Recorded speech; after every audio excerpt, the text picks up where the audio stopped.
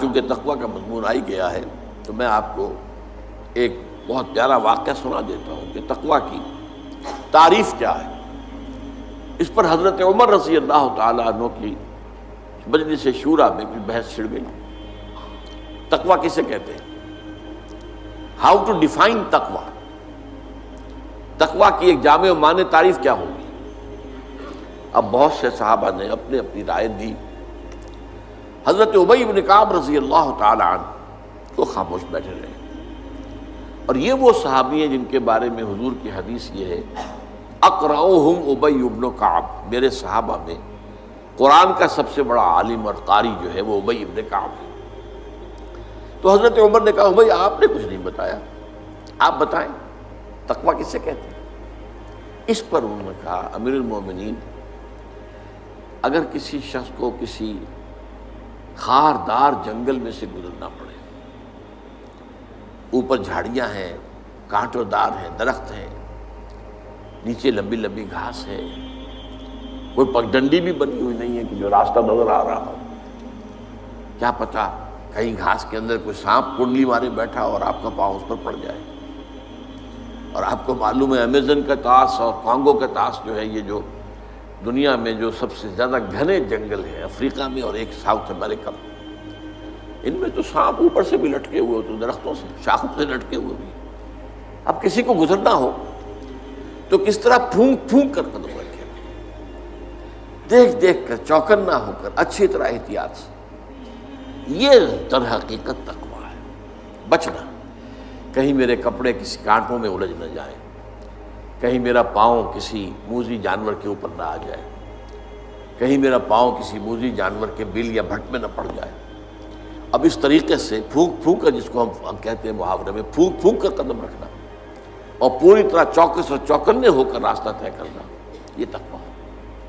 اس پہلو سے در حقیقت یہ زندگی جو ہے یہ بھی ایک سفر ہے، جس کے لیے حدیث ہے حضور کی، کن فی الدنیا کانک غریب و عابر سبیل، دنیا میں ایسے رہو جیسے کہ تم اجنبی ہو۔ یہ بہت قابل غور ہے معاملہ۔